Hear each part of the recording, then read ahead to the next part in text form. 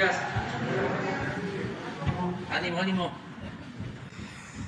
Bueno, vamos a informar. Lo primero es pues enviar nuestras condolencias, lo hicimos ayer, para familiares de los migrantes que perdieron la vida en San Antonio, Texas, en este tráiler, que todo parece que se asfixiaron. Y estamos pendientes, ayudando desde que tuvimos información. Y le pedí al comisionado de Migración de nuestro país que les informara y que informara a toda la gente, a los mexicanos, sobre este lamentable caso. Y después tenemos, como todos los miércoles, el quién es quién en las mentiras. Hoy estamos cumpliendo un año.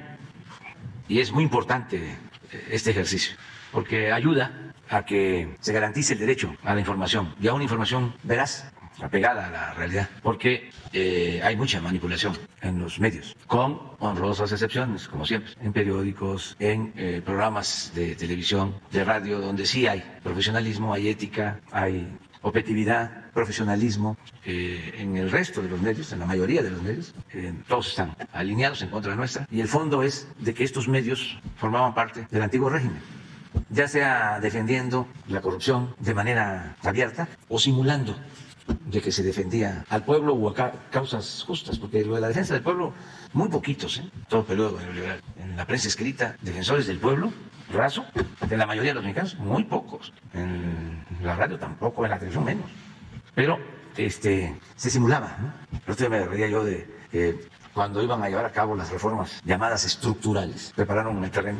Me refiero a la reforma fiscal, a la reforma energética, a la reforma educativa, a la reforma de las telecomunicaciones. Y constantemente, en un programa de radio que no voy a mencionar porque se enojan mucho, se invitaba a expertos. Acuérdense que el presidente del INE era un experto también. Omitía opiniones en un programa de radio. Y así otros. Todos terminaron como defensores del régimen.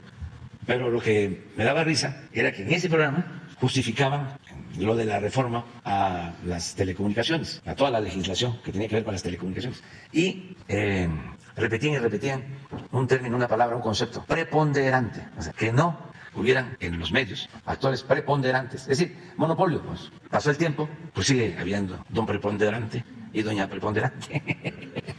Pero engañaron con eso. Lo mismo la transparencia, también la sociedad civil, y todo esto apoyado por los medios, las nuevas políticas públicas. Por eso es importante, pues el programa la propuesta, la exposición periódica de quién es quién en los medios, para ir quitando máscaras. Y hemos avanzado, porque los que simulaban ya están bien posicionados, del lado conservador, pero antes engañaban de que eran independientes, que la sociedad civil, que no tenían partido. Claro que tienen partido. Son defensores del régimen, ya sea por razones económicas o por el pensamiento conservador. Entonces, por eso es muy importante que estemos cumpliendo un año con esta información sobre quién es quién en las mentiras de la semana. Y además es divertido, porque antes se le llamaba volar, cuando alguien exageraba, ¿no? Pero no se sabía mucho, se podía volar sin que nadie dijera nada, y menos desde aquí. Bueno, porque de aquí salían los boletines para que volaran. Entonces ahora es interesante desde aquí decir, miren, y el doble discurso, la doble moral, la hipocresía. Entonces vamos, Francisco, informar. Con su permiso, señor presidente, si son tan amables les informo a ustedes con la información hasta las 1 de la mañana del día de hoy, 29 de julio, es una foto de la BBC, el tráiler que se encontró, siguiente, la tragedia de migrantes en San Antonio, Texas, Estados Unidos, del transporte. Tienen ustedes conocimiento que a las 18:20 horas fueron encontrados 47 migrantes fallecidos en el interior de una caja de tráiler abandonado, marca Volvo, color rojo, modelo 1995, con placas sobrepuestas de la empresa Betancourt, registrada en Alamo, Texas, indicando el dueño de este vehículo que no le pertenece. Las placas, logos y licencia fueron clonadas. El tráiler se encontró en la carretera estatal número 35 de San Antonio, Texas, paralelamente a la vía de ferrocarril, que en ocasiones se utiliza en el trasiego de migrantes irregulares. Siguiente. El conductor fue identificado como Mero N, mismo que intentó hacerse pasar como uno de los sobrevivientes, por lo que fue detenido con otros 2 presuntos responsables. En los registros del Instituto Nacional de Migración no se encontraron datos del conductor acusado de conducir el tráiler. La agencia BICE en Estados Unidos de seguridad informó que ya se encuentran 3 personas detenidas como presuntos responsables del tráfico de personas y de homicidio. El chofer se hace pasar por migrante irregular para evitar ser detenido. De la movilidad origen-destino del tráiler, el tráiler pasó los puntos de revisión migratoria de CBP en los Estados Unidos, donde fue captado por las cámaras de seguridad a las 14:50 horas del día lunes 27 de junio en el Encinal, Texas, a 56 kilómetros de la frontera, y también en Cotulla, Texas, a 109 kilómetros de la frontera. Posteriormente fue estacionado a 235 kilómetros de la frontera con México y a 50 kilómetros de San Antonio, Texas. Se investiga el origen de la movilidad del vehículo, que hipotéticamente estuvo estacionado en una localidad del Valle del Río Grande, en los Estados Unidos, estado de Texas. El punto de inspección de CBP en el Encinal, como les informé, capta en las cámaras el tráiler y el chofer, mismo que después fue detenido y que estaba disfrazado de víctima. Siguiente, esta es la movilidad del vehículo. Estamos acá tomando como referencia Nuevo Laredo, México, y Nuevo Laredo, Estados Unidos. El vehículo se desplaza hacia allá arriba y llega hasta San Antonio, Texas, en la localización. ¿Cuál es la localización? En el camino, un camino rural. Ese camino rural está ahí abajo, que está vacío, que se ve despoblado. Después de sacar la fotografía misma, es donde se encuentra ya localizado y la movilización del aparato de seguridad de los Estados Unidos. La cámara que hace la captación de la fotografía es el punto de inspección del CBP a 56 kilómetros, 30 minutos de Laredo, Texas. Ahí es donde captan la fotografía y pasó también por otro filtro de migración en los Estados Unidos. Siguiente, de los migrantes, en el tráiler viajaban 67 migrantes, se incrementó a 51 el número de fallecidos, 39 mujeres y 12 hombres, fallecidos mexicanos 27, hondureños 14, guatemaltecos 7, salvadoreños 2 y un cuerpo pendiente por identificar. Asimismo, 16 migrantes permanecen en 6 hospitales de la zona, y entre los heridos aún hay 3 mexicanos y 13 de otras nacionalidades que no ha sido posible identificar.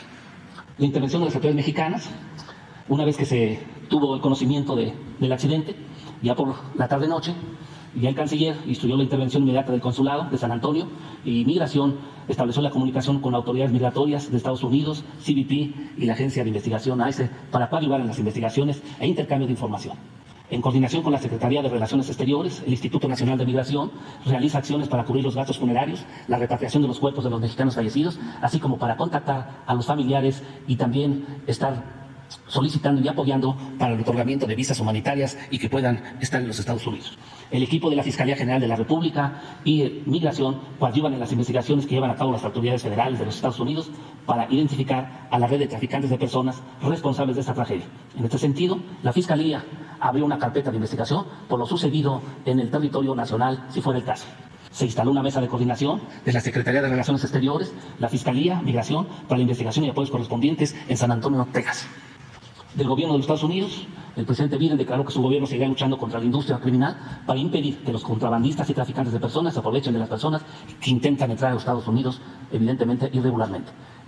La vicepresidenta Kamala Harris transmitió las condolencias a los gobiernos de los países afectados y señaló que su administración continuará luchando para responsabilizar a aquellos que intentan explotar a las personas vulnerables. El secretario de Seguridad Nacional, Alejandro Mayorkas, indicó también que se encuentra desconsolado por la tragedia y pérdida de vidas, ora por aquellos que sobreviven, y trabajará con las autoridades de su país para ubicar a los responsables de esta tragedia y tomar medidas para desarticular las redes del contrabando de personas. El gobernador de Texas culpó al presidente Biden de las muertes de estos migrantes. El embajador de Estados Unidos se pronunció también y lamentó la muerte de los 50 migrantes, criticó las leyes migratorias de su país y llamó a implementar una migración segura. El gobierno de Guatemala también ha establecido comunicación con la Secretaría de Relaciones Exteriores, con Migración en México, y hay comunicación en relación a la pérdida de los nacionales guatemaltecos.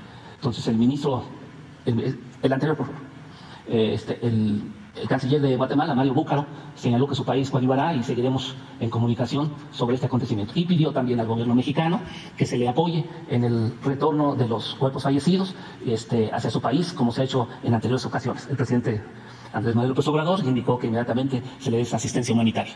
Siguiente, de la investigación relacionada a 2 mexicanos, Juan Francisco N. y Juan Claudio N., con la muerte de los 51 migrantes, por tener el mismo domicilio del registro estatal del camión, y durante una revisión judicial se le encontró armas. El Instituto Nacional de Migración no cuenta con registro de flujos migratorios de esas personas. Estos 2 de origen mexicano se encuentran regularmente y por lo tanto es un delito portar armas en los Estados Unidos. Migración ofreció el Registro Nacional Migratorio para su consulta e investigación de los fallecidos, lesionados y sobrevivientes. También ofreció gestionar ante las autoridades de seguridad pública la consulta de base de datos dactilares para la investigación de los hechos, de acuerdo con Plataforma México y lo que determine la Fiscalía General de la República. Siguiente. Ha habido ya accidentes anteriores en San Antonio, Texas. Fue uno el 23 de julio de 2017, donde murieron 8 migrantes que fueron encontrados muertos en un tráiler en un estacionamiento de la tienda Walmart en San Antonio. Otros 2 murieron más tarde en hospitales. El conductor fue condenado a cadena perpetua. Es un delito muy grave en los Estados Unidos. El 14 de mayo de 2003, 19 migrantes murieron sofocados también dentro de un camión por remolque mientras viajaban de Texas a Houston. Siguiente. De las detenciones por CBP de los migrantes irregulares que brincan hacia el territorio norteamericano. Ellos tienen dividido en 9 sectores el cuidado de su frontera. El sector de Laredo, sector Texas, ahí se encuentra. Ellos en el año fiscal de octubre 1 al 21 y a junio de este mes han detenido a 84.004 personas. Explicarles que estas 84.004, si las dividimos entre mexicanos y extranjeros, nos daría 42.000, porque casi es similar la migración de los mexicanos con la de los extranjeros. Los extranjeros hacen hasta 4 intentos por brincar el muro. Entonces, esto es reconocido por las propias autoridades norteamericanas. Si nosotros descontamos esos 4 intentos, tendríamos nosotros a 10.500 migrantes que han saltado irregularmente el muro. Dividido en 9 meses, que es el año que corre fiscal, tendríamos 1.167 por mes. Entonces tendríamos 30 días, por lo tanto están ellos capturando entre 39 y 40 migrantes diariamente en ese paso fronterizo. Siguiente. Esto es una vez que se conoció el incidente, ya a las 9 de la noche ya estaban los agentes de migración en San Antonio, Texas, el subdelegado Víctor Hugo Hernández. Después también se puso ya en contacto y presencial el cónsul de México en San Antonio, Texas, Rubén Minuti Sanata, y también el titular de migración en Tamaulipas, Sigismundo Dogue Martínez. Siguiente. Eso es todo. Esta es la información del acontecimiento y de esta desgracia. Es todo, señor presidente. Buenos días a todas, a todos. Este es el Quién es Quién en las mentiras de la semana del 29 de junio de 2022. La primera. Es falso que el AIFA estén llegando aviones cargados de gente de Venezuela sin documentación. En el programa Desayunando, transmitido el 16 de junio pasado en el canal de YouTube Atypical TV, Beatriz Pajes, directora de la revista Siempre, afirmó, cito, están sucediendo cosas muy raras en el Felipe Ángeles. Están llegando aviones venezolanos, cargados de venezolanos. Están llegando a México sin pasar migración. Están llenos de ilegales que no sabemos qué están haciendo en México. Dijo con desparpajo la periodista y política del PRI. Sin embargo, no presentó prueba alguna, ni siquiera una fotografía. Por su parte, Carlos Alasraqui y Javier Lozano, en el mismo programa, convalidaron esa mentira. El político con su típico lenguaje florido. Veamos el fragmento difundido en Twitter, Facebook y TikTok. Solo como dato, solo en esta última red social alcanzaron más de 522,000 visualizaciones. Veamos. Están ocurriendo cosas muy raras en el Felipe Ángeles, porque ahí también aviones venezolanos cargados de venezolanos están llegando a México sin pasar migración. Cierto. A ver, cierto. Ojo. Cierto. ¿No? Entonces, estamos llenos de ilegales, Pues sí. de gente sin documentación y que no sabemos exactamente qué viene a hacer a México. ¿No? 1. Y 2, si esos ilegales, sin documentación, los estamos tolerando en México y se les ocurre hacer una chingadera en Estados Unidos, lo van a declarar como terrorismo. Por supuesto que todo lo que dice tanto la señora Pajes y el señor Lozano es falso, aunque también muestran su profundo racismo y xenofobia. En primer lugar, en el AIFA hay un control migratorio. Existen 24 filtros, 12 filtros doble, con una plantilla de 204 agentes federales de migración, de acuerdo al Instituto Nacional de Migración. Asimismo, el AIFA informó que desde el día 21 de marzo pasado, que entró en operaciones, han arribado un total de 21 vuelos internacionales, 8 vuelos en aerolíneas comerciales y 13 vuelos privados. En ellos ingresaron a México 805 pasajeros, 439 personas de nacionalidad venezolana, 31 españoles, 18 turcos y 205 mexicanos. Y a todos se les ha realizado el proceso de control migratorio respectivo. Llama la atención que ese tema fue colocado 2 semanas antes por El Financiero, que publicó este asunto otra vez sin prueba alguna. Se entienden los ataques de Atypical TV, que se dedica a desinformar.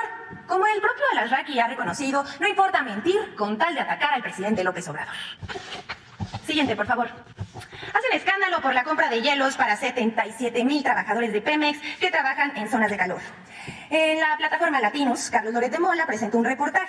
Sí, uno de esos que son mucho ruido y pocas nueces, muy engañoso pues, en el que presuntamente, según palabras de Loret, Pemex habría comprado una cantidad descomunal de hielos, por lo cual el presentador, como siempre, hizo un escándalo. Al respecto, Pemex informó que la compra corresponde al cumplimiento del contrato colectivo de trabajo que a la letra dice: en cada uno de los departamentos y dependencias en que se desempeñe el trabajo o en su inmediata vecindad, el trabajador proporcionará agua potable en depósitos adecuados con vasos, bebederos higiénicos y la cantidad necesaria de hielo para la refrigeración del agua o enfriador, calefactor eléctrico de agua donde lo permitan las normas de seguridad.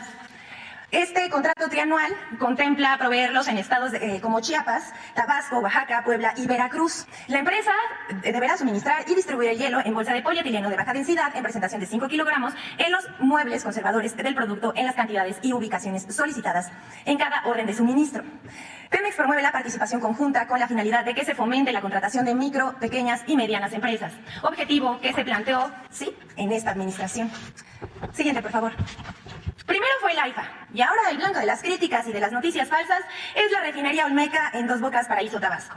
Este viernes 1 de julio, el presidente Andrés Manuel López Obrador inaugurará la refinería Dos Bocas, una obra impresionante, una construcción histórica y uno de los legados del gobierno de la Cuarta Transformación. Con los 340,000 barriles de gasolinas que producirá Masdir Park y las otras 6 refinerías del país, se logrará la autosuficiencia en combustibles, para que el petróleo que es de todas y todos los mexicanos se refine en México y se compre a mejor precio en beneficio de todos. En medios de comunicación y redes sociales han circulado desde mentiras elaboradas que parecen teorías conspiratorias hasta las más elementales e irrisorias.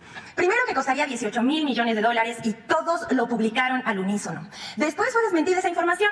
Ahora difunden el asunto de que la refinería producirá gasolinas hasta el 2025. Pero eso no es real, son cálculos de pseudoespecialistas.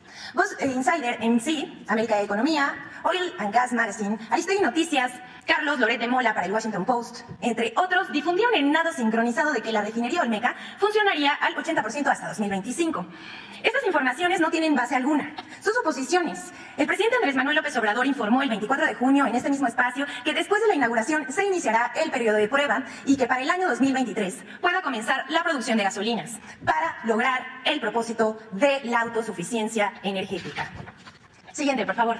El uso de las redes sociales para golpetear y no para conversar ni para debatir. En los últimos días hemos sido testigos de una campaña injusta que involucra al hijo del presidente de la República.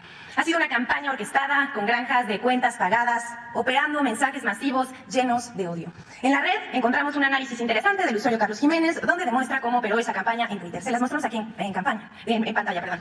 Sin importar la política en contra del abuso, acoso, Twitter seguro, @Twitter seguro. Miles de cuentas participaron con tweets y retweets mediante un hashtag de acoso selectivo en contra del hijo menor del presidente. Estos son unos análisis y gráficas. Aquí las cuentas que inician los ataques que vemos aquí del lado derecho. Acá vemos las 10 cuentas con mayor alcance. Y por último, Carlos Jiménez nos dice que se detectaron varias cuentas con retweets continuos, pero hubo una cuenta que alcanzó a emitir 257 retweets a diversos tweets con el hashtag que se promovió en 56 minutos. Esto implicó una velocidad promedio de 4.58 retweets por minuto. Como explicábamos la semana pasada, son ráfagas para generar e inflar tendencias. Hasta aquí esto, pero ya no vamos a hablar de cómo se presentó el tema de la inflación en los medios, ni el aumento de la tasa de interés por Banjico, o el aumento de casos, el manejo de los casos de violencia con editoriales incluidas para responsabilizar al gobierno, porque entonces estaríamos aquí todo el día. Pero hasta aquí dejamos la sección. Muchas gracias. Gracias, señor presidente. Bueno, no tenemos mujer, hombre, mujer, hombre, usted y mujer, ¿sí? Buenos días, señor presidente. Mi nombre es María Luisa Estrada, soy del canal La Guillotina Política y hoy traigo la investigación completa con pruebas, actas constitutivas del tema que vengo trayendo desde hace ya un año, ya cumplió, del 23 de junio del 2021, que es el tema de la corrupción de la empresa RCU ligado a Genaro García Luna, en la cual, pues bueno, ha sido un año largo en donde en 3 ocasiones he estado repitiendo la misma situación. Hasta el día 14 de marzo del año en curso se dio la reunión por fin con el señor Alejandro Encinas, en la cual se le entregó íntegra toda la investigación con incluso hasta pues actas constitutivas. Él se comprometió a una nueva reunión para pues comentar qué avances se habían tenido, porque se comprometió a que la investigación la iba a entregar al secretario de Gobernación para que no se filtrara información. Hasta el día de hoy no nos ha vuelto a contestar. A partir del 14 de marzo del 2022 que nos reunimos con él, no nos volvió a contestar ni llamadas, ni mensajes, ni absolutamente nada, ni él ni sus asistentes. Otra de las cosas es de que a partir de ahí, pues nuevamente pues se vienen las amenazas y tomamos la decisión, el compañero y colega J. Jesús Lemus Barajas y una servidora, pues de hacer pública la investigación y entregársela en manos propias, porque apenas salió hace unas semanas que nuevamente se había vuelto a dar un contrato a pues RCU, y este es un tema preocupante porque nosotros sí tenemos las pruebas. El último día que yo expuse este tema fue el 23 de diciembre del 2021, que de hecho me tocó que estuviera Alejandro Encinas. A partir de ahí, pues bueno, se dio una serie de situaciones, se me vino otra campaña de desprestigio en mi persona, en la cual pues ahora desafortunadamente fueron pues de compañeros en YouTube, ¿no? También hay que mencionarlo que, como dice usted, pues la calumnia, pues si no mancha, pues sí tizna, y le vuelvo a repetir, yo tengo familia, y uno como periodista lo único que tiene es la credibilidad. La campaña de desprestigio inició a partir de una carta que emitieron en la Secretaría de Gobernación, información que tenemos corroborada, que fue ordenada por el funcionario Enrique Irazoque. Enrique Irazoque emanó del Calderonato. Él estuvo como comisionado de Derechos Humanos en Nuevo León. Tenemos testimonios de madres rastreadoras en donde ellas acudieron cuando Enrique Irazoque estuvo al frente de la Comisión de Derechos Humanos y jamás hubo resultados. ¿Quién puso a Enrique Irazoque en el puesto en el que se encuentra precisamente en el mecanismo? ¿Cuál es la función que juega Enrique Irazoque en el mecanismo de protección? Él es o era, hasta que la Secretaría de Gobernación hace unas semanas pues toma el control, por lo que tenemos entendido, si estoy mal por favor corríjame, del mecanismo de protección, pero Enrique Irazoque era el enlace con las ONGs como Artículo 19, Periodistas Desplazados, Reporteros Sin Fronteras y bueno, un sinfín de ONGs que no es un secreto que pues mientras más sangre derramada de nuestros colegas, pues más dinero recibe de Estados Unidos, de la Unión Europea, de Canadá y de otros países pues que les encanta señalar lo que pasa en México. Pero aquí está la otra situación, cómo funciona o funcionaba esta red de favoritismos para pues brindar el mecanismo a gente que nosotros nos seguimos sosteniendo no lo necesitan y más lo que los necesitan hoy están muertos porque se los negaron.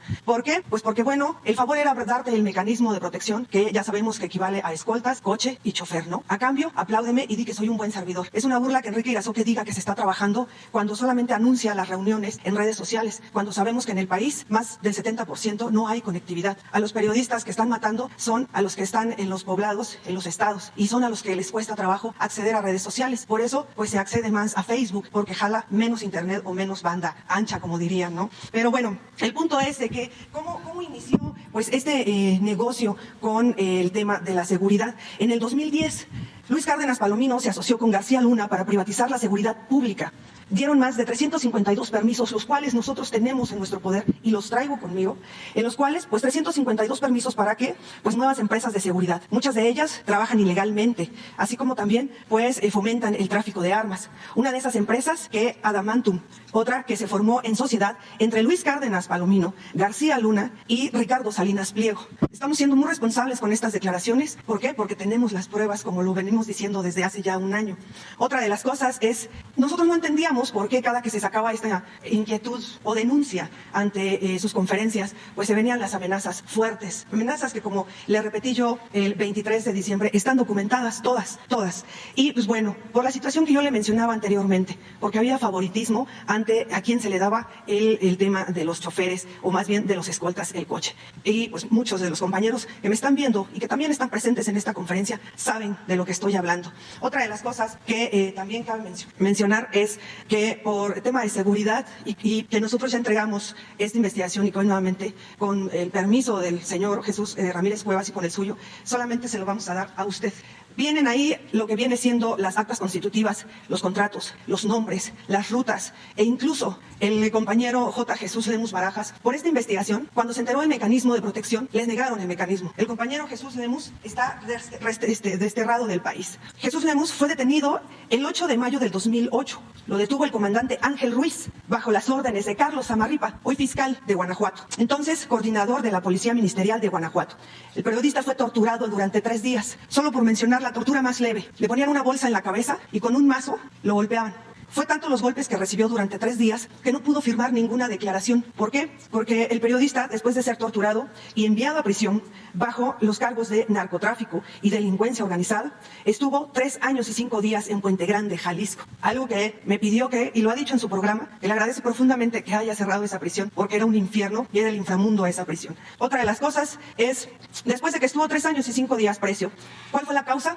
Porque él fue el que sacó a la luz la relación que había entre la tuta, ex líder de los Caballeros Templarios, y Cocoa Calderón, hermana de Felipe Calderón, que por cierto hoy está encrustada en Zamora, Michoacán, porque el presidente de Zamora, Michoacán, creó un cargo y la nombró encargada por la paz de Zamora, Michoacán. Imagínense. Y resulta que Jesús Lemus en esa investigación pues se da cuenta que Cocoa Calderón pues era cuando a la tuta pues le pedía dinero para financiar su campaña. En ese entonces Cocoa Calderón quería contender y contendió por la gobernatura de Michoacán. Cuando él saca esto a la luz, por órdenes de Genaro García Luna y del expresidente Felipe Calderón, él pues es detenido el 8 de mayo del 2008 por este comandante que, pues bueno, de ahí no lo mataron. ¿Por qué? Porque en ese entonces, cuando realmente la ONG Reporteros Sin Fronteras se preocupaba por los periodistas, pues hizo un escándalo. Pero posteriormente, Reporteros Sin Fronteras, la que encabeza desde hace muchos años esa organización, vendió al compañero, al gobierno de Felipe Calderón. Y también hay pruebas de eso. Otra de las cosas es que él sale el 11 de mayo del 2003, pero la CEAF y el mecanismo no quieren reconocer su calidad de víctima. Hoy el compañero se encuentra desterrado, él es originario de Michoacán, hoy el compañero se encuentra desplazado de su país y a pesar de que el mecanismo se atrevió a decir de que le estaba brindando protección, esto fue una vil mentira porque no fue verdad, nunca le dieron la protección. Otra de las formas que el mecanismo hace creer que brinda protección es simplemente te ponen en la lista de los famosos protocolos, pero nunca te lo dan. Hay 3 formas en las que nosotros hemos detectado la corrupción. Una es la que le acabo de mencionar, la otra es cuando dan el famoso botón de pánico, ese botón de pánico que da la ubicación exacta de en dónde están y el cual ha servido para ubicar y asesinar a compañeros y hay pruebas también de eso. Y la otra, pues bueno, pues es el famoso favoritismo a personas que no ocupan el mecanismo, mas sin embargo, por aplaudidores se los están dando. La otra, para finalizar y hacer la pregunta, es ¿por qué se mantiene, si usted en varias ocasiones ha mencionado que nada que tenga que ver con Genaro García Luna ni con todo el tema del calderonato podría estar en su gobierno? ¿Por qué la aferración de mantener a Enrique Irazoque al frente de un puesto que no está dando el ancho, que traemos pruebas de la corrupción y que para salvar el pellejo me quiso someter a una campaña de desprestigio? En la hemeroteca del gobierno federal, ahí está la carta que pidió que se publicara en nombre de la Secretaría de Gobernación. Y esto fue después de que yo expuse el 23 de junio de hace un año, en donde la carta dice: el pasado 27 de octubre del 2020, en la conferencia matutina del presidente Andrés Manuel López Obrador, la periodista de la Grillotina Política, María Luisa Estrada, denunció el fideicomiso del Fondo para Protección de Personas Defensoras de Derechos Humanos y Periodistas, entregó un contrato de adjudicación directa a RCU Sistemas S.A de C.B, la cual sostuvo está ligada a empresas de Genaro García Luna.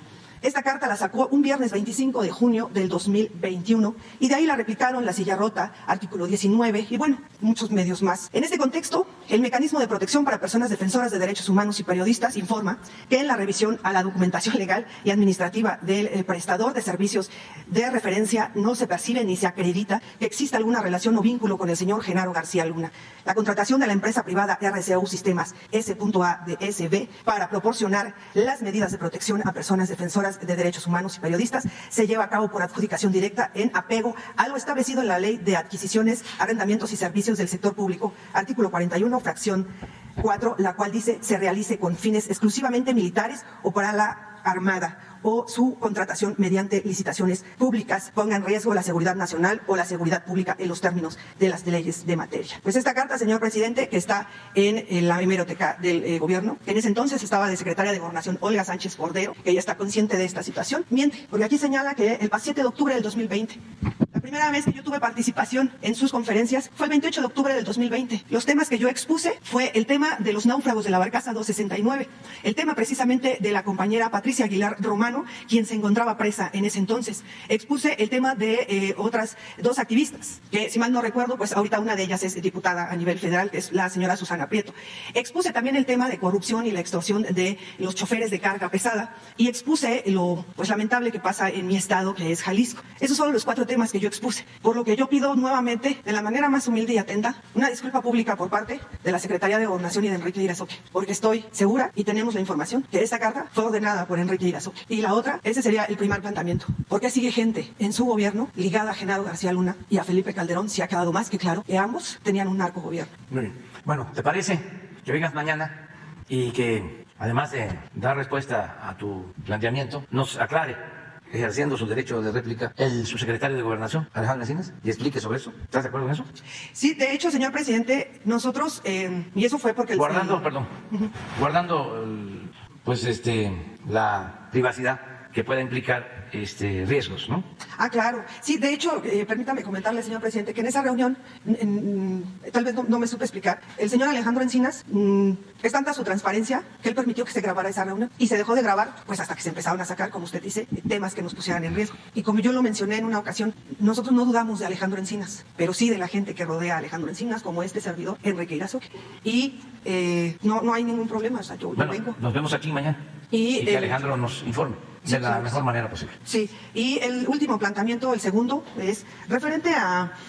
Ahorita todo el mundo está sacando el tema de la violencia que está pasando en el país. Todo el mundo se queja. Todo el mundo me refiero pues a los periodistas y a los medios de renombre, por decirlo de alguna manera. Pero lo que no se está mencionando, sobre todo la gente que nosotros, por ejemplo, una servidora que es del estado de Jalisco, otros compañeros que están en los estados donde está la violencia, ¿por qué no se menciona o por qué no se saca a la luz que esto también se debe a que todavía sigue existiendo narcopolíticos, narcoservidores, narcopresidentes municipales, narcoregidores? Los asesinatos de los compañeros periodistas han sido por narcodiputados, narcogobernadores, narcopresidentes municipales, cosa que no se dice abiertamente. Hay un claro ejemplo, y lo digo con mucho respeto a la compañera Miroslava, ex corresponsal de La Jornada precisamente en Chihuahua, quien su asesinato fue ordenado por panistas. Y así podemos contar varios asesinatos de compañeros que han sido ordenados por personas que están disfrazadas de servidores públicos, pero que ellos mismos o ellas mismas buscan pactos con el narcotráfico. Apenas estábamos haciendo un análisis referente a la violencia, de qué es lo que está pasando en el país, por qué se desató toda esta violencia, y nuestro humilde análisis es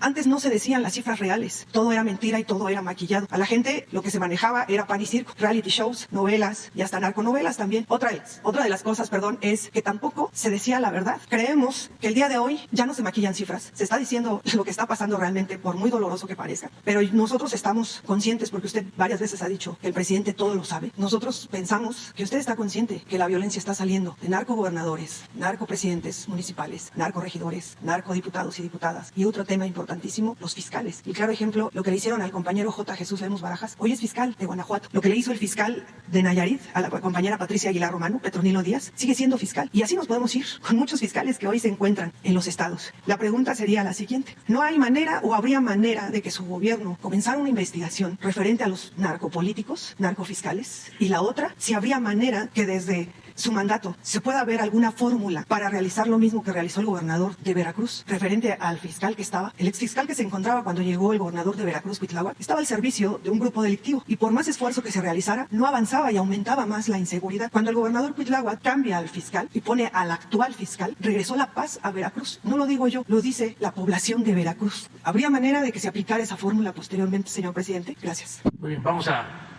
esperar a que mañana venga Alejandro. Y acerca de lo que estás planteando, pues sí, hay todavía asociación delictuosa, cada vez menos, porque no se tolera la impunidad. Muchos de los casos que todavía tenemos, como tú lo estás señalando, tiene que ver con la tolerancia y con la impunidad que se da en algunas regiones, algunos estados del país. Pero se va avanzando porque no se permite la impunidad arriba. En el gobierno federal es cero impunidad, y cada vez es más evidente de cuando hay corrupción y hay impunidad en autoridades locales. Esto se manifiesta, como tú lo planteas, cuando no hay resultados en una fiscalía estatal, cuando en vez de disminuir los delitos aumentan. Y el ejemplo que pusiste es muy bueno, lo de Veracruz.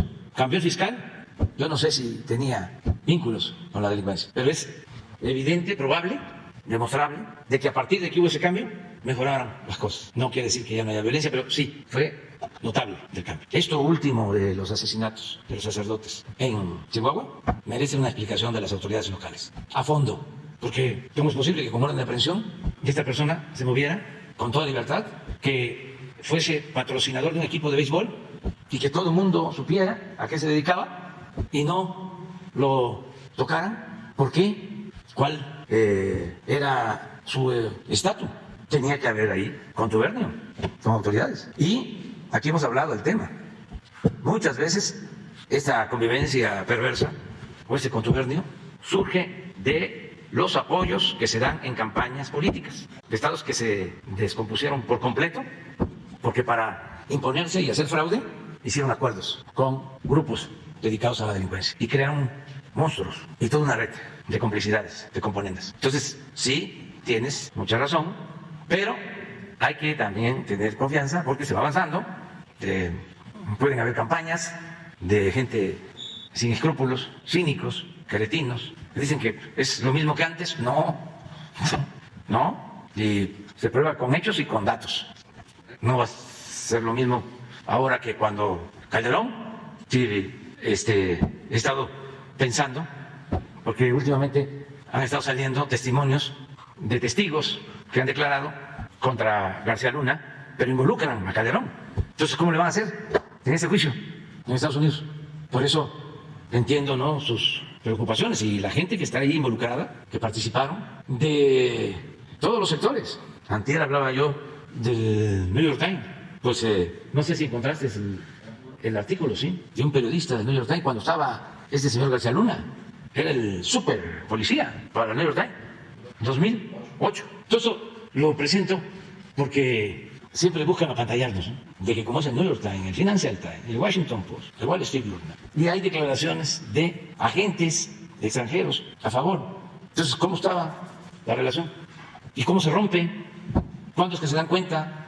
Hay muchas interrogantes, pero además de tenerlo como un profesional, un héroe, ahora todas las declaraciones en su contra, muy fuertes, recibiendo dinero, pero señalando que parte de ese dinero iba a Los Pinos. Entonces, ¿cómo va a ser el juicio? Aquí hay investigación, pero se tiene que esperar a que resuelvan en Estados Unidos. Sí, pero ya lleva mucho tiempo. Es que los que están atendiendo el juicio tienen que aclarar. Cuando menos son tres cosas. Una, si es cierto todo lo que está en el expediente, si se prueban las acusaciones, es decir, si no está fabricada la acusación. Si dicen, ¿se fabricó? ¿Y quién fue el que ordenó fabricar esta acusación? ¿De dónde surgió? ¿Qué agencia? ¿Quiénes fueron los responsables? Eso es lo primero. Porque cuando pasó lo del general Cienfuegos, independientemente de que no se tomó en cuenta a México, y es un asunto que tiene que ver con la autoridad de nuestro país y de su gobierno, yo pedí que me mandaran el expediente. Y afortunadamente, por la buena relación con el presidente Trump, me enviaron el expediente y nos dimos cuenta de que no había fundamentos. Por lo mismo, porque a veces todo lo que viene del extranjero ya es infalible. Entonces ya se revisa el expediente, se hace una investigación con la fiscalía, no hay nada, no hay pruebas. Y como sabía yo de que los que habían armado el expediente, no sé por qué razón, tengo mis hipótesis. Una, porque venía la elección. Esto se dio en vísperas de las elecciones en Estados Unidos. Ya a lo mejor buscaban la confrontación, porque han de haber dicho, se va a enojar mucho el presidente de México. Y sí me enojé, nada más que me aguanté, ¿no? Iba a haber ruptura y esto va a convenir a otro candidato. Es una. Dos, venganza contra el ejército mexicano. Y tres y cuatro, bueno, todas. Pero cuando nos dimos cuenta de que no había nada, que investiga la fiscalía, me acuerdo muy bien de que ordené que se subiera el expediente completo al internet. Entonces nuestros abogados diciendo, no, ¿cómo? ¿El debido proceso? No, ¿qué debido proceso? Ni qué nada en estos casos. Si se por el prestigio de México, el prestigio de una institución como las Fuerzas Armadas y el prestigio de las personas. ¿Cómo va a ser un asunto nada más de despacho?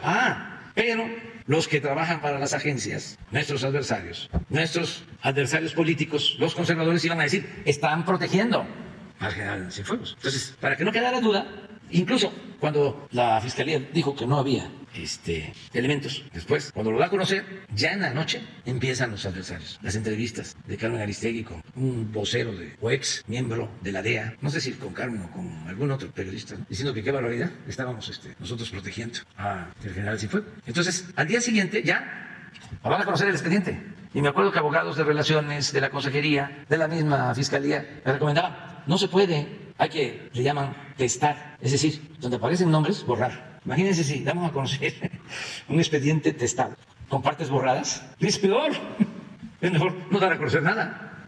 Digo, no, completo y sin testar nada, la verdad. Bueno, ¿por qué hago referencia a esto? Porque eso es lo primero que tiene que pasar en este asunto. Decir, a ver, ¿hay pruebas? No hay pruebas. Y si son buenas las pruebas, ¿hasta dónde va a llegar el caso? Nada más va a ser García Luna. Por eso es un asunto interesante. Y, repito, si montaron el caso, si no hay fundamento, de todas maneras hay que investigar y castigar al que, como se dice en la Biblia, levantó falsos testimonios. Esa es una. Y si sí hay pruebas, ¿hasta dónde va a llegar? ¿Se va a quedar ahí con García Luna? ¿Fue solo él o se va a ampliar? Hablando con claridad sobre estos casos. Por eso hay que estar pendiente, porque formalmente se inicia en octubre el juicio, pero no vaya a ser que le quieran dar largas. Pero son buenos temas. O sea, no nos podemos quejar, estamos viviendo tiempos interesantes. Bueno, ¿quién quedó? Segundo. presidente. Muy buen día a todos. José Sobrevilla, noreste.net. Al cierre del primer trimestre, presidente, de este año, la refinería Deer Park obtuvo ganancias por miles de millones de dólares, 400, dijo usted. Todo indica que fue un buen acierto el haberla comprado y que ella forma parte de su programa de seguridad energética para el país. En estos días se da también la inauguración de la refinería de Dos Bocas. La pregunta es, presidente, ¿podremos tener para 2023 alguna autosuficiencia en gasolinas, diésel y derivados en México? Ese es el propósito, que el año próximo podamos procesar toda nuestra materia prima y no comprar gasolinas ni diésel, porque estamos previendo que se va a prolongar la crisis de precios altos en combustibles, porque no hay capacidad suficiente de refinación en el mundo. Se dejó de invertir en refinerías. Influyó, ya lo dije, no fue eso lo decisivo, pero sí influyó el hecho de que se pensaba que iba a avanzar más rápido el cambio energético, la transición energética, que ya no se iba a necesitar el petróleo, que los carros eléctricos iban a predominar, que ya no se iba a consumir petróleo. Y entonces, además, vino la pandemia, se cae el precio del petróleo, muchas refinerías se pusieron en venta, por eso compramos la de Deer Park, o la parte de las acciones, porque fue una buena compra. O sea, este año prácticamente ya se obtiene lo que se destinó para comprarla, porque ahora refinar es un gran negocio. Entonces, dejaron de invertir en refinerías y ahora es un doble problema porque hay que sacar petróleo. Ya hasta ayer estaba yo leyendo, el señor Buffett, de estos multimillonarios, ya están de nuevo invirtiendo en petróleo. Entonces, no solo hay que extraer petróleo para cubrir la demanda, sino que hay que refinarlo, porque no se le puede poner petróleo crudo a los carros. Entonces nosotros tenemos posibilidad de refinar toda nuestra materia prima en el 2023, el año próximo. ¿Por qué el año próximo? Porque vamos a tener ya completamente terminadas las obras de modernización de las 6 refinerías que existen. Le hemos invertido desde que llegamos como 40, 50 mil millones de pesos. Fue también un acierto, porque si las hubiésemos dejado como estaban, pues estaríamos procesando 20% de su capacidad de estas refinerías. Las encontramos en 30% de su capacidad y las tenemos al doble, al 60%. Y las vamos a llevar a más de 80% de su capacidad, cambiando plantas, todo lo que hemos invertido. Entonces, eso nos ayuda. Ya vamos a tener tenemos la de Deer Park, que tiene capacidad para procesar 340,000 barriles de petróleo crudo y produce gasolina y diésel. Esa refinería no produce combustible, por ejemplo, que eso es bueno, porque el combustible es más barato y más contaminante. Luego, pasado mañana, vamos a iniciar la etapa de arranque de la refinería de Dos Bocas. Yo estimo que para el año próximo ya estemos produciendo. Hoy viene una nota en el Reforma en donde dicen, a ver si la encuentras, de que va a estar produciendo la refinería hasta que tengamos... aquí está.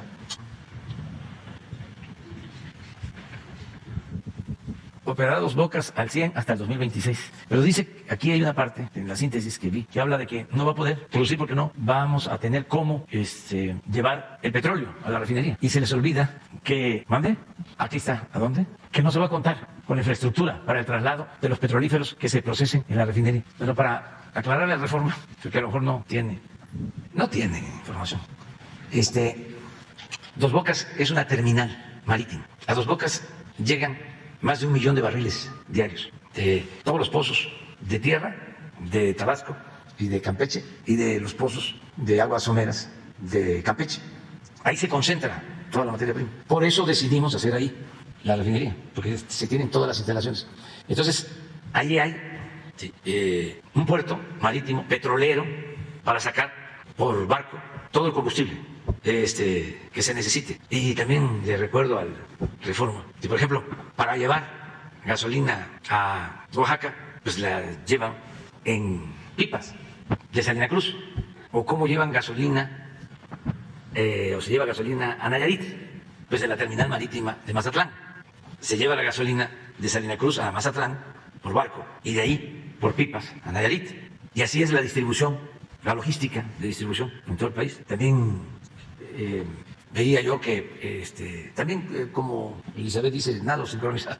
Lo del 26, pues no. Estamos trabajando para que en el 23 es un desafío. Dejemos de comprar las gasolinas. Y no es un asunto fácil porque ahora que está creciendo la economía, está aumentando el consumo. Y además, como no les resulta a los importadores que tienen permisos, ellos no están introduciendo gasolinas. Es Pemex que está garantizando el abasto. También ayer, antier, vi otro anuncio de estos mensajes en contra. Dice alguien muy inteligente, pensando que va a exhibirnos, ¿no? Dice, a ver, ¿dónde están las 550 pipas que se compraron cuando la crisis del huachicol y que costaron no sé cuánto? Pues a ver, a los que viven en Tuxpan, en toda la carretera, de Tuxpan a Azcapotzalco, que pasan por Veracruz, por Hidalgo, en Oaxaca, donde les mencioné, ¿dónde están las pipas? Pues ahí están, trabajando diariamente. No hemos tenido problemas de abasto, porque ahí están las pipas. Y para mayor información, las manejan de la Secretaría de la Defensa. Dice, organizan filas de pipas cargadas que van a Tuxpan o a cualquier terminal y las encuentra uno en el camino.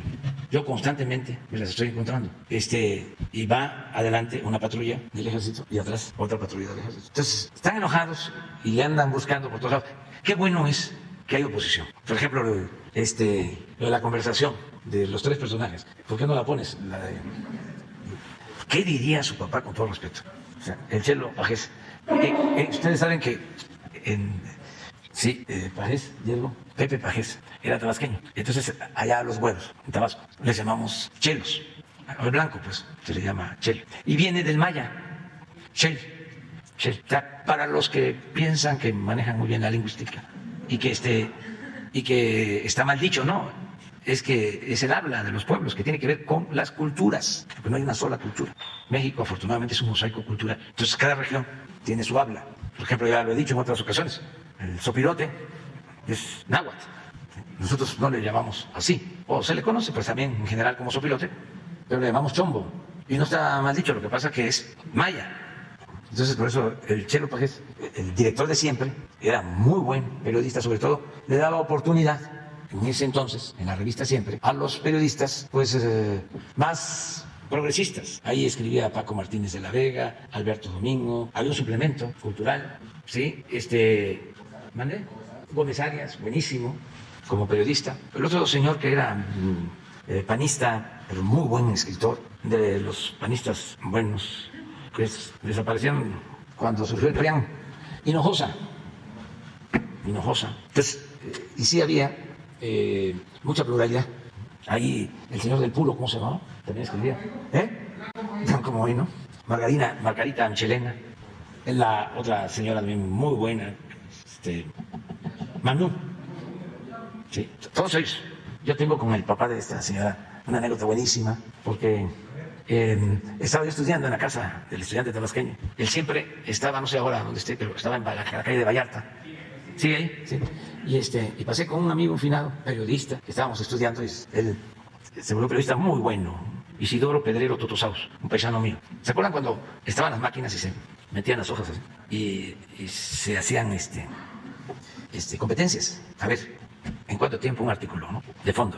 Y los otros, también muy buenos, pero soplaban y les ganaba. Muy bueno, como periodista de aquellos tiempos. Entonces estudiábamos y aunque nos daban comida en la casa, pues siempre traíamos hambre vieja en la casa del estudiante tabasqueño. Estaba cerca, relativamente cerca, la calle de Violeta, de la colonia Guerrero, de Vallarta, que está ahí por el Monumento a la Revolución.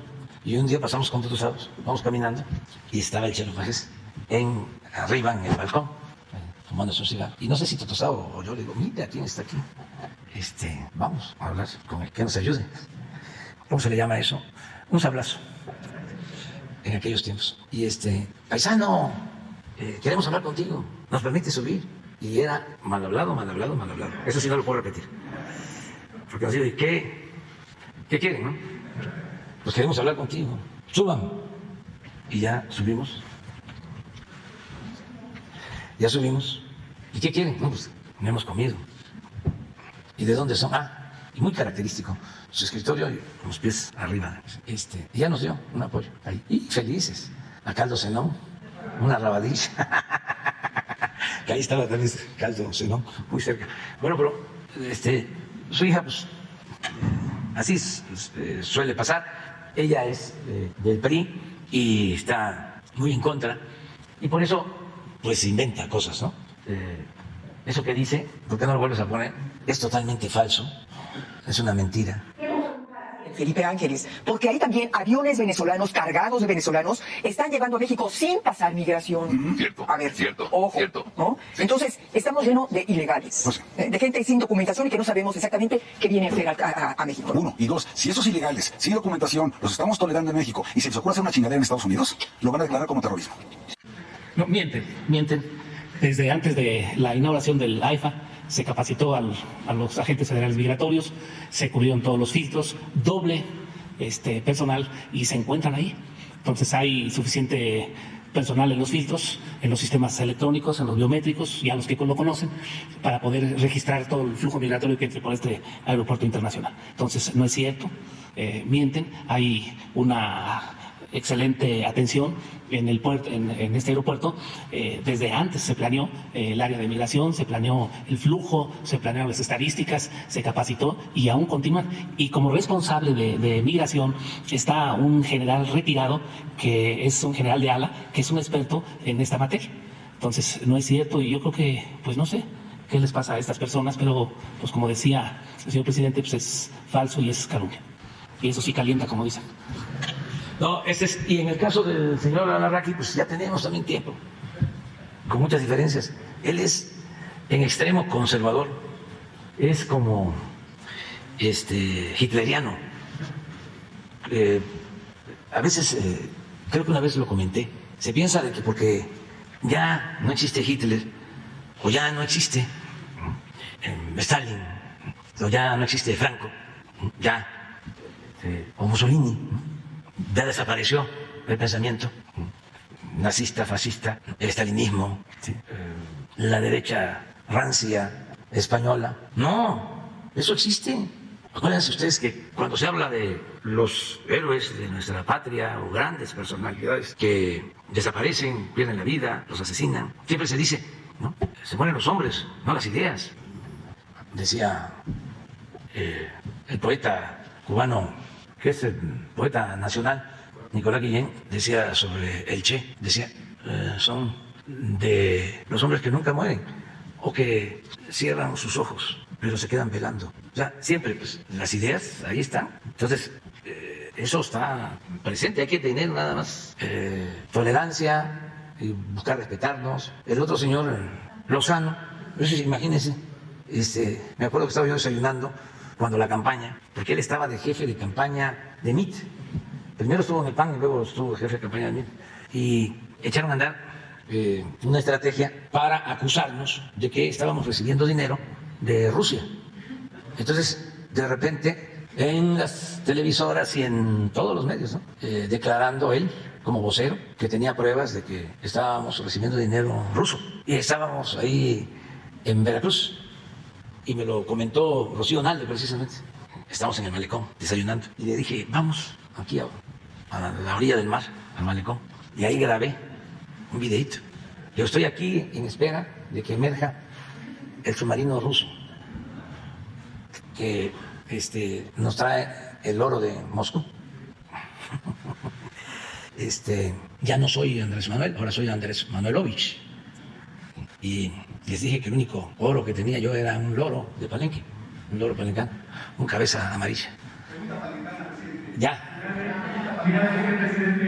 En el caso de las petroquímicas que hay en Poza Rica y el lugar donde gobierna su amigo el Pulpo Remes, que por cierto ya lo quieren ponchar en el Congreso, ¿tiene su gobierno algún programa, proyecto de rescate? Sí, mantenimiento y procurar que no se sigan deteriorando, porque de toda la industria petrolera, lo que más dañaron estos neoliberales corruptos, irresponsables, fue la petroquímica. Prácticamente la destruyeron. Era ejemplo mundial todo el desarrollo petroquímico de México y lo abandonaron por completo. Ahí comenzó la privatización y dejaron chatarra. Entonces lo que estamos haciendo es dando mantenimiento y buscando la forma de reactivar lo que podamos en petroquímica. En segundo lugar de deterioro fueron las refinerías. Ahí no les dio tiempo de acabarlas. Ya habían empezado a vender plantas al interior de las refinerías. Y desde luego nunca invertían en el mantenimiento. O cuando invertían, cuando fueron las inversiones que se hicieron en tres refinerías, Madero, en Cadereyta y en Minatitlán, resultó de que destinaron 8,000 millones de dólares y esas tres refinerías que le llaman reconfiguradas, o sea, modernizadas, tres, al final, a pesar de que destinaron 8,000 millones de dólares, terminaron produciendo menos gasolinas que las tres que no se reconfiguraron. O sea, cuando llegamos al gobierno, producían más Salina Cruz, Tula y la de Guanajuato, Salamanca, que no se habían reconfigurado, que Minatitlán, que Madero y que Cadereyta, que se habían reconfigurado con 8,000 millones de dólares. Es más, Madero estaba parada, llevaba como un año parada. ¿Qué hicieron con los 8,000 millones de dólares? Entonces, las plantas petroquímicas las acabaron, bueno, dejaron sin gas los complejos petroquímicos de Pajarito, de Cangrejera, para darle gas a la empresa Odebrecht, de las cosas que hicieron. Y lo que quedó, pero también así, en caída libre, fue la producción de crudo, porque tampoco invirtieron en exploración. Nada más piensen que se llegó a extraer 3 millones, se llegaron a extraer 3.400.000 barriles diarios. Esto en 2004 con Fox. Y a partir de ahí, 15 años ininterrumpidos cayendo, hasta 1.700.000 barriles, la mitad. Entonces paramos la caída y estamos levantando. Y tenemos reservas porque hemos invertido, pero el propósito era destruir la industria petrolera, como el propósito era destruir la industria eléctrica. De milagro, y por el pueblo, se produjo el cambio que pasado mañana va a cumplir 4 años y paramos todo. Ya nada más nos queda pendiente y ya estamos por resolver una inversión abandonada de un campo de gas en las costas de Veracruz, ahí casi frente de Lerdo.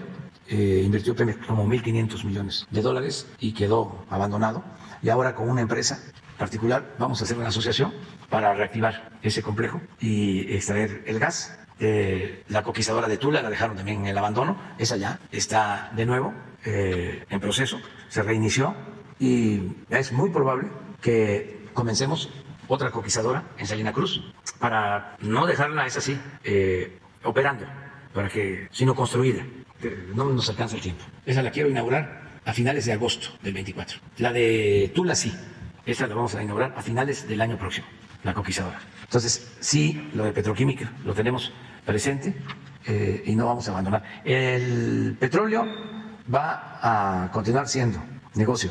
No es que yo lo desee, lo mejor es la transición energética, lo mejor es que se avance en energías renovables, limpias, pero son procesos que llevan tiempo y en algunos casos, por eso están padeciendo, no supieron manejar los tiempos y se creyeron lo que se decía de que pronto ya todo iba a ser con energías renovables. Hasta un adversario nuestro en la presidencia decía que para qué comprábamos nosotros refinerías si ya no se iba a usar el petróleo, porque era como la moda. Además, no se contaba con lo de la intervención o invasión de Rusia a Ucrania, o la guerra de Ucrania, para decirlo de la mejor manera, porque nosotros en eso pues somos muy respetuosos. Lo único que podemos decir es que se pudo, y lo hemos venido diciendo, evitar esa guerra que nos está causando daño a todos, pero sí tenemos una ventaja en el sector energético.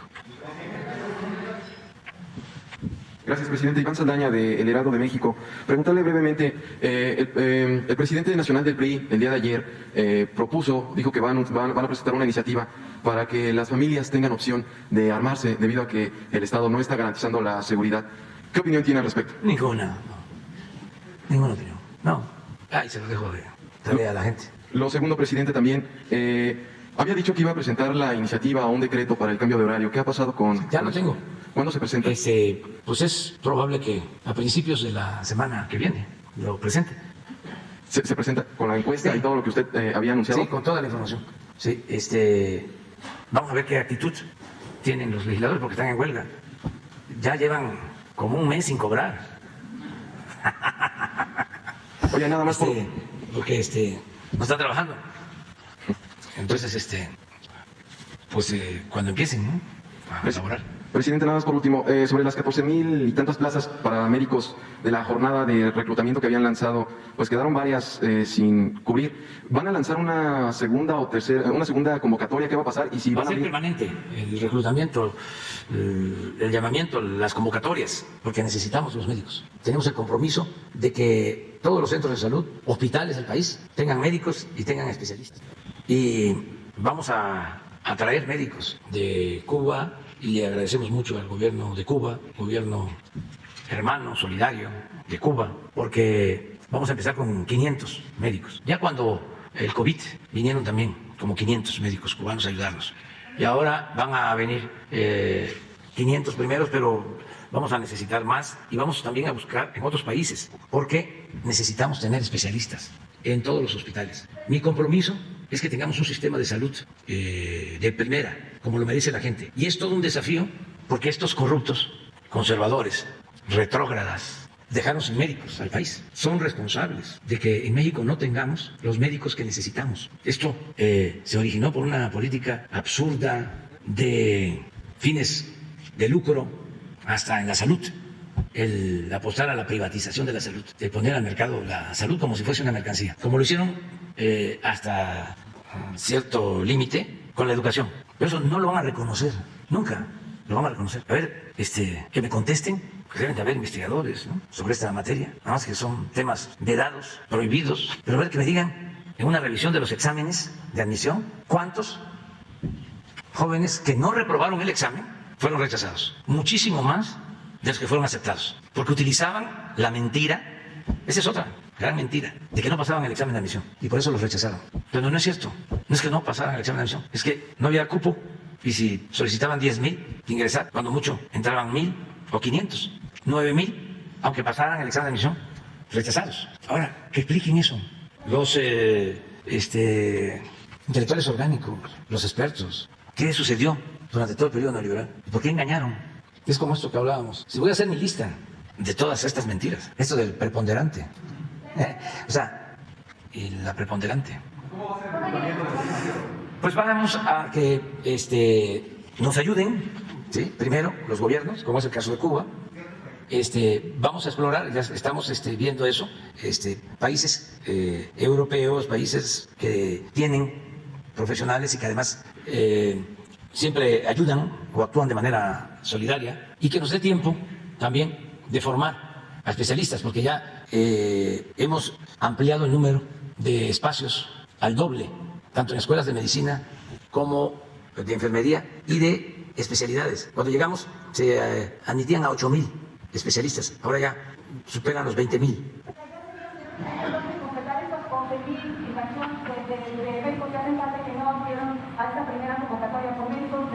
Sí, hasta primero es ocupar todos los médicos de México, todos. Por ejemplo, llegamos a la conclusión de que en la Ciudad de México, aunque está en el programa también, porque lo que estamos creando es un sistema de salud público para atender a los que no tienen seguridad social, que es la mitad de la población. O se le llama población abierta, que no tienen ISSSTE, que no tienen seguro. Entonces es la mitad y un poco más de la población. Entonces, eso es lo que estamos construyendo, levantando.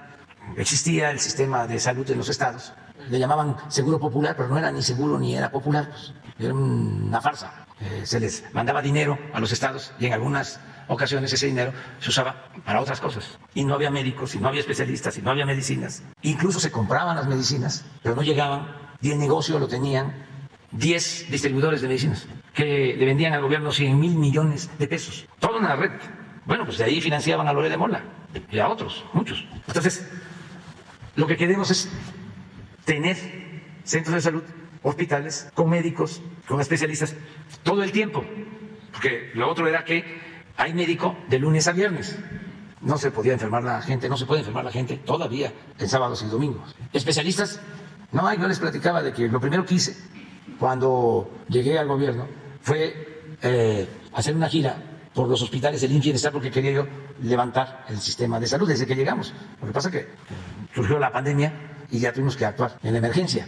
Pero ahora que ya pasó la pandemia, o que está disminuyendo sus efectos más dañinos, ahora ya estamos con ese proyecto. Pero me acuerdo que cuando iniciamos, les comentaba yo que hay 3 hospitales del IMSS Bienestar. Y es interesante, ¿por qué lo de IMSS Bienestar?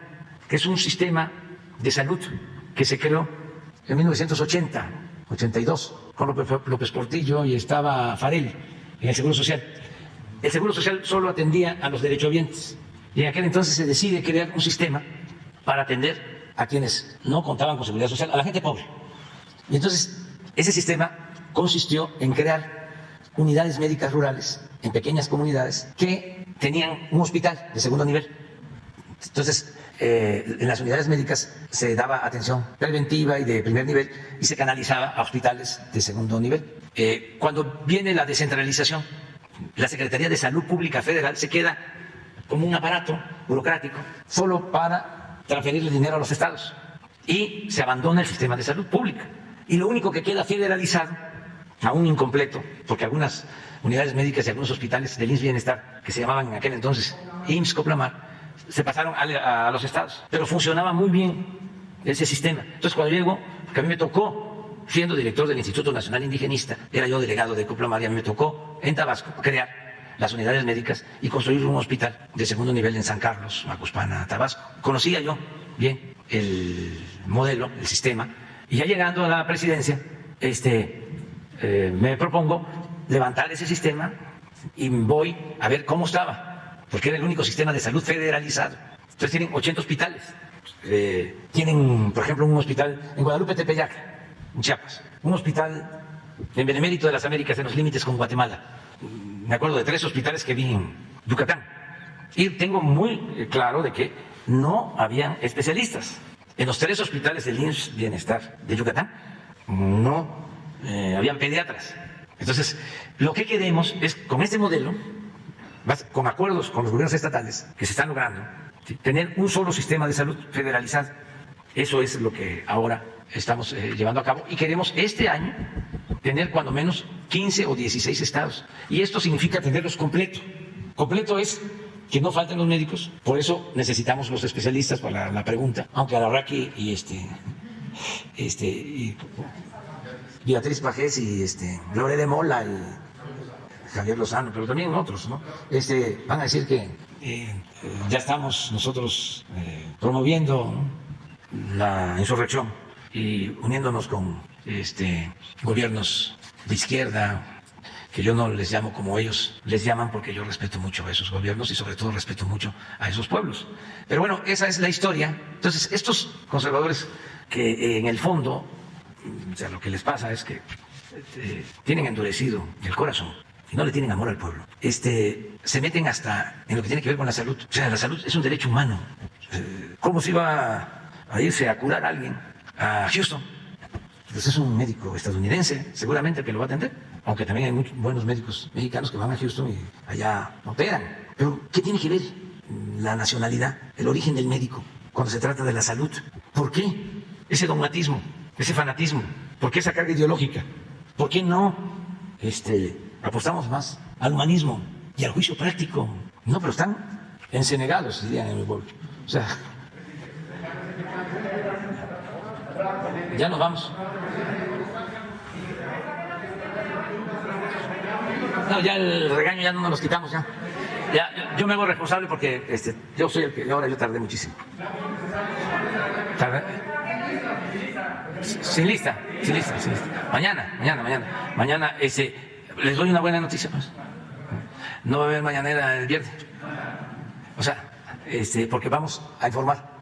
En Dos Bocas vamos a inaugurar el inicio de operaciones de la refinería. Vamos a decir el inicio de las prácticas para la operación de las refinerías, y voy a informar sobre todo este tiempo. Acuérdense que desde que estamos en el gobierno informamos cada 3 meses, entonces ya corresponde. Y el día 1, además, son 4 años del triunfo, 4 años, o sea que estamos en vísperas de lo que fue ese hecho histórico, esa elección. Entonces tengo que informar el día 1. También les comentaba yo de que el día 12 vamos a estar en Washington. Nos vamos a entrevistar con el presidente Biden y vamos a suscribir acuerdos muy importantes para el pueblo de México y para el pueblo de Estados Unidos, para las dos naciones, porque hay muy buena relación con el presidente Biden, muy buena relación con el presidente Biden, y es una relación política y es una relación entre gobiernos que tenemos que actuar de manera responsable en beneficio de nuestros pueblos, pero también es una relación de simpatía. Yo le tengo simpatía al presidente Biden y lo considero una gente buena y siempre va a contar con nuestro apoyo y con nuestro respeto. Entonces va a ser muy buena la reunión para los pueblos. Tenemos que unirnos, tenemos que ayudarnos mutuamente. Una de las propuestas que llevo es precisamente lo de un plan de ayuda mutua para enfrentar el problema de la inflación. Esa es una propuesta. O sea, cómo conjuntamente nos unimos y ayudamos a atemperar, a aminorar el fenómeno inflacionario. Todo lo que podamos hacer. Claro, es un problema estructural, mundial, complejo, pero sí podemos hacer cosas que ayuden a nuestros pueblos. Que las mercancías dejaran de tener un cobro de aduana, impuestos, porque eso mejoraría el ingreso a la familia. Vamos a buscar la forma de ayudarnos, que todos los estadounidenses, los mexicanos, puedan tener un aliento, un respiro para enfrentar esta crisis inflacionaria. Y esa es una propuesta. Y también, y otras cosas.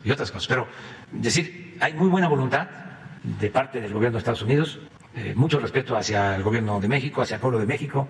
Ustedes lo han notado, el presidente Biden nunca ha ofendido al pueblo de México y eso se reconoce. Hasta en situaciones pues difíciles, porque no hemos coincidido en lo de la cumbre, por ejemplo, fue muy respetuoso con nosotros y por eso vamos a la invitación que nos hace de estar allí en la Casa Blanca el día 12 y es un buen tiempo, un buen momento, porque nos necesitamos.